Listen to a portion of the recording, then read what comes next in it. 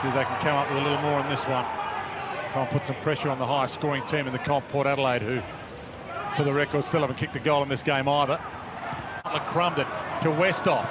Where's Charlie? There's Charlie. Judged that so well. It floated back nicely for him, positioned his body. It just floated that last second away from Barras, and excellent mark there from Dixon. No body on whatsoever. He worked through 3 West Coast opponents to get to that contest. Inside right post for this one. Just a slight zephyr over his right shoulder heading into the goal face. It's the voice of one of the great full forwards of his day, Alistair Lynch, 3-time premiership star, Charlie.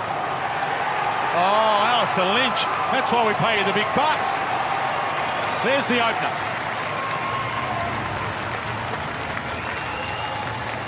Having, you know, like a hungry shot, trying to make a hero of themselves. They're very happy just to relax. Dixon, he was in position 1A before that kick even came. There was space in front of him. He protected it, and then he ran into it.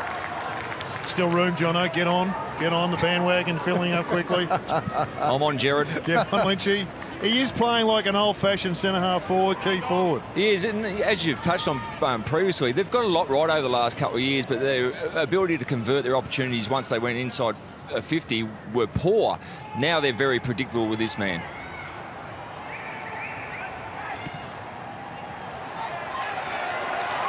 Big finish to the quarter for Port Adelaide, 2 in a row, and the big forward's not dead yet. Just floats it to him. Didn't want to go outside, but that was the option he had to, because Ebert had too much space to ignore. Dixon's up, Barra rises. Ooh. King Charles, how good's he looking? Hands it off to Ebert. Could have cranked up, he went to the square, bad option. And the goal umpire was right on the money. On the spot, called it live with confidence. Dixon gets there, outmarked Hickey. Rockcliffe. Again, they early. Rosie to Gray. Dixon's on the move, front spot. Little flick down was pretty good by Barras. He got it to the deck. That was his job. Charlie's still going. Oh. He played for the trip and got it.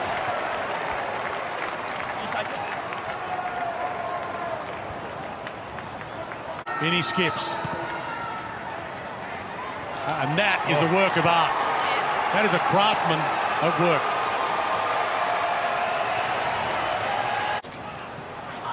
Motlop. Amon. Port not finished yet for the half. Ooh. Rolls it inside 50. Again, that chaos ball might work. Charlie Dixon doing all sorts of ways. Misses. That would have been 4. This will work. Farrell normally uses it well. Confident couple of bounces. Spears the kick. Marshall got up. Couldn't mark it. Crumb from Charlie. Crumb from Charlie. Oh, wow. Motlop. Nice looping handball to Burn Jones on the move. Heads to the pocket to Dixon. Chop of the arms against Barras.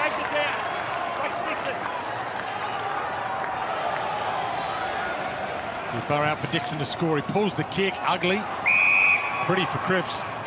Cole's right with him. And he swooped the handball to Motlop. To Butters. Off and running. Options are plenty ahead of the ball. Marshall looks up. He's got a paddock ahead. Could have run.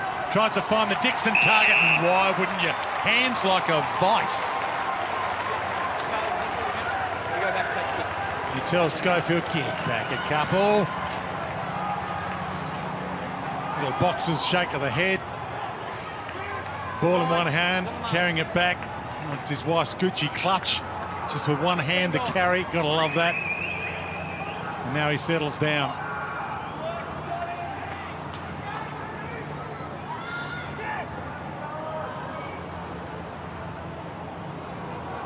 $6,000 strong crowd give him silence for number 4. And he's got it. Hartland at full tilt. Pulls the kick. Delightful kick to Ebert. And he heads long.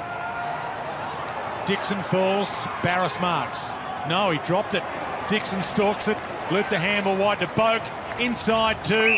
Well, they had sheared the turnover. So maybe he needed this roll to get himself going. Schofield's hobbling as well, so he might not be available next week if McGovern's coming back. He might not be available if the MRO doesn't read it nicely, and he might not be available through injury.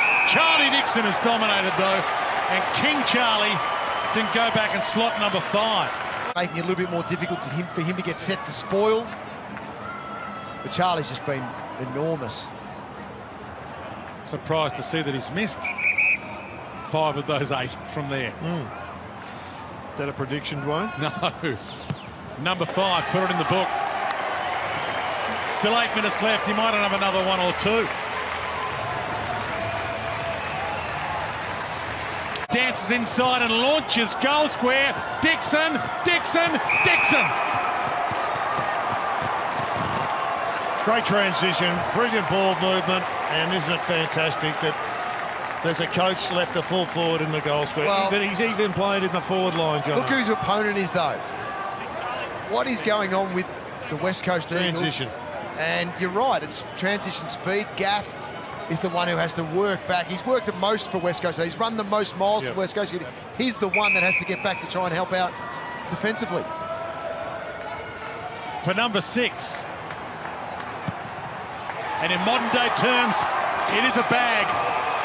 And he might have a career best coming in this last 4 minutes. It is the beauty of the big forward. You turn up and say, how many is Charlie going to kick today, John? Not how many tackles is he going to make, and how many goals is big Charlie going to kick? And Ken Hinckley said, come off the ground. Wow.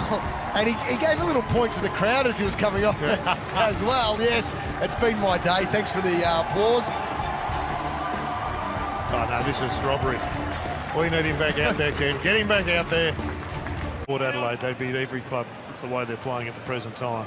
Westhoff, a little front-on contact. Cop one to the face, but the seconds will tick down, and Port Adelaide have come to the hub with one intention.